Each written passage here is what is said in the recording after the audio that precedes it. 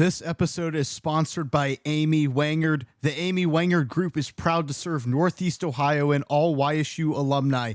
Ranked 15th out of more than 10,000 realtors across 27 counties, Amy and her team deliver trusted, professional real estate advice for your most significant investment. Through exclusive programs designed to simplify buying and selling, they offer solutions you won't find anywhere else, helping clients move confidently at every step. Their goal is to maximize your value and provide a smooth, stress-free experience that turns your dreams into reality. At the Amy Wangard Group, clients become family, and every home is a new beginning. Learn more at amysguaranteed.com. Again, that's amyguaranteed.com. The link will be posted in the description.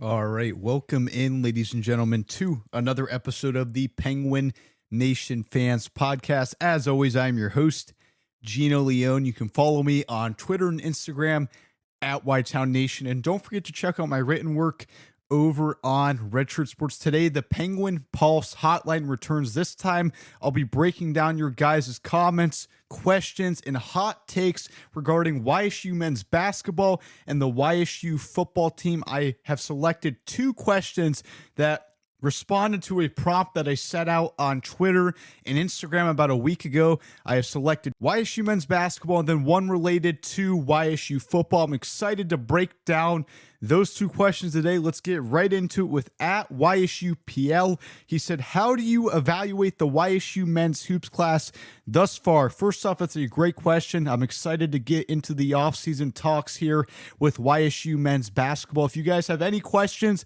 regarding anything else that I'm missing, make sure to send them in. I'm going to start trying to make this a weekly thing as I start previewing the entire Missouri Valley and start focusing on other teams. I want to make sure we're still talking about YSU stuff on this podcast, so make sure you guys are staying tuned in, you're staying dialed in on Twitter and Instagram, and you're getting ready to respond. But YSU men's basketball, we have added 5 additions at the time of this recording. At the time that this drops, hopefully that would be very convenient. We have 5 guys that we've brought in from the transfer portal. I think overall so far, this class has some solid depth, especially on the wing. What we brought in terms of length and athleticism at that position group, I think is important. Jeff Nwankwo is the first guy we brought in at that wing or that 3 position. He's 6'6", 210 pounds. That's that nice physical build I was talking about. He's an Oklahoma transfer, high upside addition at the 3. That length and athleticism means that he could be an immediate defensive impact player for YSU. I like that he has experience at a Power 4 program, and that's huge, right? The SEC, if you followed college basketball overall the last 2 seasons, has really started to emerge as a very good conference in college basketball and a very respected conference in college basketball. It's sort of crazy because the SEC used to be the power in football. Now it's sort of the Big Ten. In basketball, the SEC has done a nice job the last 2 seasons. Oklahoma has done a nice job overall as a program. I know they did not make the big dance last season, but they did make it the year before, and Nwankwo has that experience. Even though his role was limited, it's always nice to get guys that have big program experience. He flashed at the JUCO level, had an outstanding JUCO resume. That's part of the reason why he got recruited to Oklahoma. The only thing that concerns me about Nwankwo, he has proven at a lower level he can score at a high level. I'm sure some of the reason why he wasn't able to be as productive as he was at a lower level is the fact that he's going against some very good competition that is far above what the Horizon League has to offer. No offense to the Horizon League, but we cannot compete on a consistent basis in the SEC. Maybe every once in a while, maybe we're good for an upset or two, in March Madness over an SEC program, but consistently, there's no way. So that could be part of the reason why he wasn't as productive at an SEC program. But the thing that really concerns me about this edition is he's coming off an Achilles tear. That is not a small injury to recover from, and that possibly could have limited his potential last season when he played. When he first got there to Oklahoma, right off the bat, he has that Achilles tear.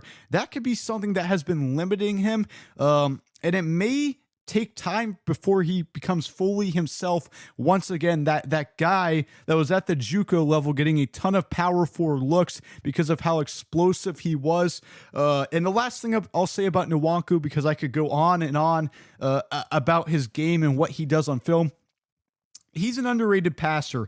That's the thing that stands out to me the most. He's an underrated passer, and he creates chaos on defense, which Ethan Faulkner loves. Ethan Faulkner is a defensive mind, a defensive coach. To get somebody at that wing position that can sort of generate a mismatch just based on his size, that's going to be a fun tool to experiment with. I can't wait to see what Nwankwo does. Let's hope that he does not re-aggravate that Achilles. He stays healthy.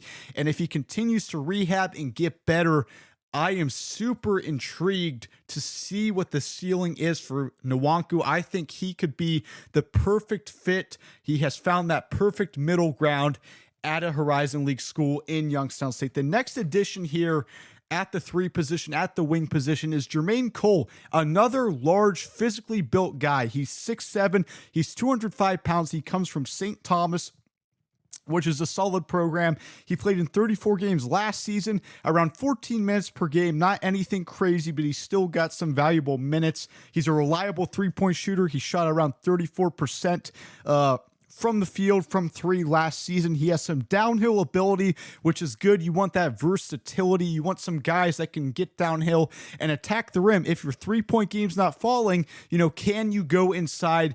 Can you get some buckets inside? And with that size at the wing, I think that's going to be a huge advantage for YSU. I instantly, when looking at this recruiting class, looking at the guys we brought in through the transfer portal, the wing is the first thing that stands out. I think we're going to have a very solid rotation with both Jermaine Cole and Jeff Nwankwo, and that's going to be huge. It's going to be a huge advantage if you can have that kind of size at the 3 position that not many other teams in the Horizon League will probably be able to say about their starting lineup. So let's move on to some of the other additions. I want to talk about shooting guard specifically. The first addition we brought in at shooting guard is Linus Holmstrom. He's a VMI transfer. What I like about this addition in comparison, in retrospect, when we look at last season objectively, we analyze last season. It was not a good season, right? That team never clicked. They never gelled together. Look, it was bound to happen, right? It was bound to happen in the modern state of college basketball. When you bring in an entirely new roster, we were up for a down year, if that makes sense, right? That was primed to happen with all the transfers we had starting. The thing in hindsight that I wish we would have done a better job of last offseason is recruiting guys that have proven production at the Division I level. It's cool that we were able to bring in a guy like Tay Blackshear. It's awesome that we brought in a guy like Cam Pollock from those lower levels. But the issue there is we thought those guys would be absolute 3-point snipers for YSU that would stretch the floor and open up potential for their teammates and give their teammates more ability to get open, since defense will have to crowd the 3-point line. It will stretch the defense more. That did not end up being the case. Both Tay Blackshear and Cam Pollock did not have great shooting years from 3. It took them time to get going and really to get their rhythm from 3. And the issue there was the fact that both of those guys also struggled to have an inside game. If you're not shooting well from 3 at the Division I level and you do not have an inside game, that's something that teams can expose, because if you're not hitting threes, you're no longer a threat on the floor. But I do think our coaching staff did a nice job of sort of developing somewhat of an inside game for Cam Pollock. It wasn't great, but it was better than nothing. Tay Blackshear also got better at developing an inside game. But that's besides the point. Linus Holmstrom, he's a three-point sniper. He has elite shooting range, and he has done it at the Division I level consistently. That consistency is so important because we don't want to bring in a guy from a lower level that might not know how to handle that Division I competition. Holmstrom, his shooting range is actually ridiculous. The first clip I saw on his film was him pulling up from half court like Stephen Curry and draining a three.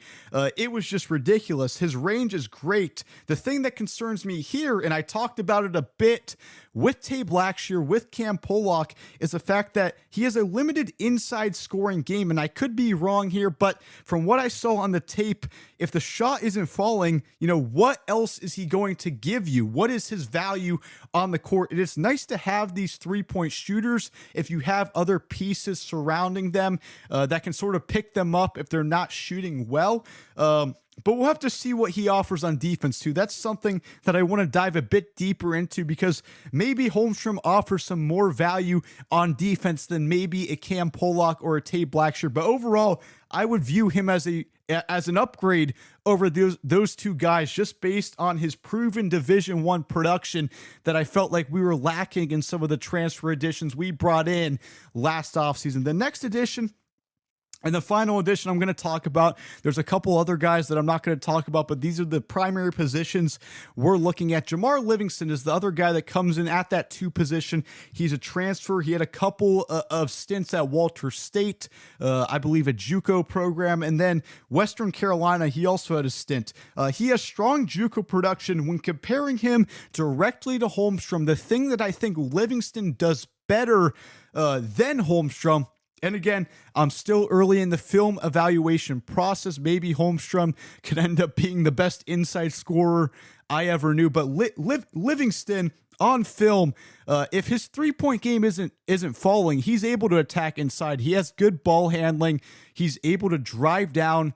He looks controlled. He looks like he knows what he's doing when he's attacking downhill, and he's not afraid of contact. That's important because this is a guy that likes to shoot the three-point ball, but if it's not falling, he can go inside, which is good. It's nice to have that versatility.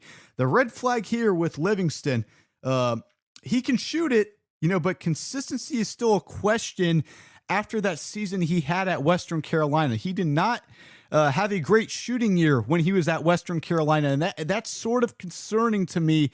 If you look at those numbers, the three-point game was not falling. He was able to get some inside production, but that was only 2 seasons ago.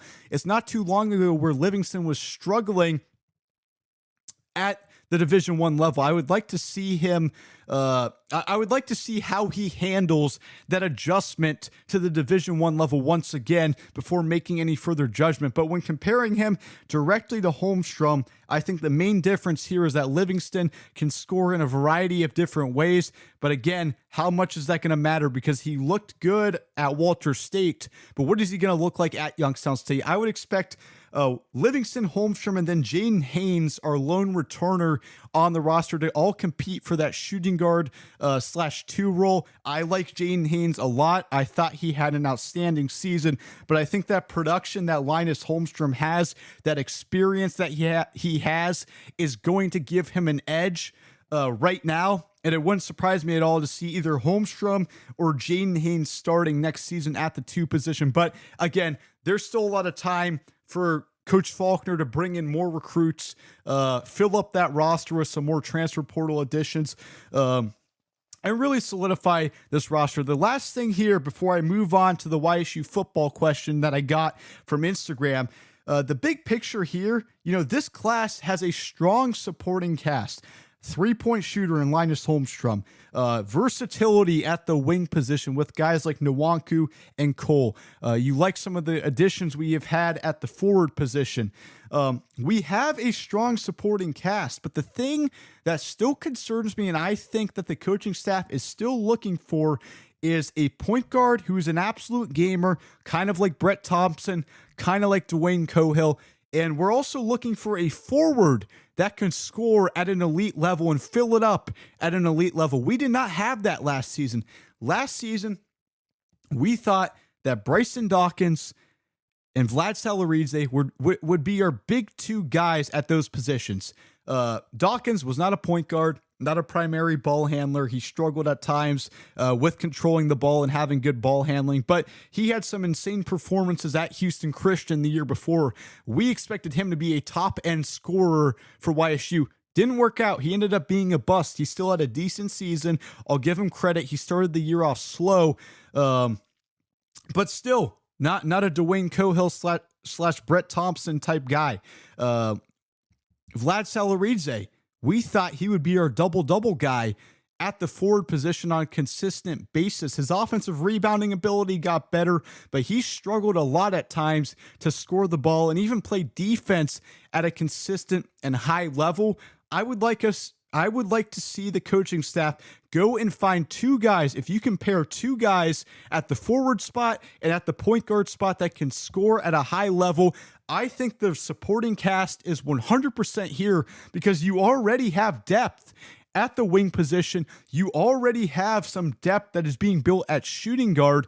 I would just like to see the coaching staff make some more moves, and then we'll evaluate this further on in the offseason. But that was the first question. That was YSU men's basketball.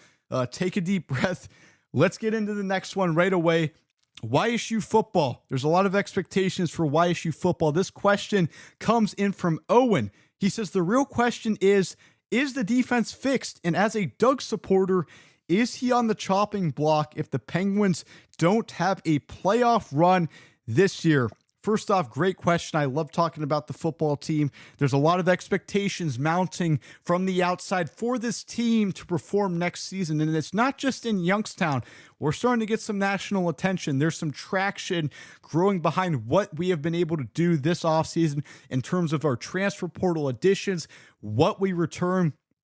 Obviously, when you return the Walter Payton award-winning quarterback, that's going to draw some national eyeballs. So there's a lot of expectations for this team. There's a lot of pressure to perform. Let's start first with this part of the question. Is the defense fixed? The short answer here is yes, but is it going to be an elite defense? I think is the real question for YSU. I just think what I saw at the spring game, to answer your question directly, Owen, what I saw at the spring game, I would expect this defense to improve by around 5 points per game, if that makes sense. Last season, we struggled to hold teams to under 30 points. I would expect next year's unit to hold teams around 24 to 25 points per game, just based on the fact that this team on defense is much more disciplined. And that's something that's very underrated about bringing in a guy like Ryan Riemedio. He has strong leadership skills. He has been the head coach at Mercyhurst. He knows what it takes to establish that discipline and establish that foundation on defense. And that's something that, frankly, since Doug Phillips has been here, we haven't really had. I was thinking back a couple of nights ago, just looking at some of the numbers, looking at some of the games, some of the critical errors we have made in the past. You go back to 2023, even under our previous defensive coordinator in Jamal Brown, there were some crucial offside penalties and self-inflicted wounds that we had in huge games. You cannot have that. And I think what Ryan Riemedio has done a tremendous job of doing is completely eliminating those self-inflicted wounds that cost us a lot last year. There were a lot of unsportsmanlike penalties that I can recall on defense, a lot of offsides, a lot of holdings, a lot of just bad penalties that you just don't want to have. And I think getting Ryan Riemedio in as the defensive coordinator was one of the biggest wins of the offseason, because it's a smart hire. It's a guy with good leadership skills. You really can't go wrong when trying to rebuild a defense that gave up over 30 points per game. To bring in a guy that has established that discipline and has raised the bar and the expectations for the defense, I like that a lot. Another thing that I noticed at the spring game with this defense is we looked a lot more organized pre-snap. We didn't have guys flailing around all over the place, not knowing what they're doing. Everybody looked organized. Everybody looked like they knew what they were doing. We had better tackling fundamentals, less penalties, less mistakes. So up to this point in the offseason, I've been very pleased with what Ryan Riemedio has been able to do on defense. And I think the fact that we were sort of able to compete all of spring with the offense, and that offense with a quarterback like Bo Brungard is supposed to be very good. The fact that our defense was able to hang with an offense that is supposed to be one of the better offenses in the entire FCS, that impressed me a lot about this defense. But there's a separation here between good and elite. I still believe if you want to win and compete for national championships, it has to run through the defense. So you need an elite defense. It's great that we have offensive production coming back. It's great that we have the Walter Payton award-winning quarterback. But when it comes to the playoffs, you can't rely on your offense to travel every single game and put up 40 points every single game. You need a defense that can be elite. If you really want to be a true contender, I've seen some narratives online that if this defense just holds teams to under 24 points per game, we can win the national championship. I'm not so sure about that right at this point in the offseason. I still think you look at some of the past defenses that have won national championships, you have to have defenses that are elite, that can get it done, that can travel when your offense doesn't necessarily travel in the playoffs.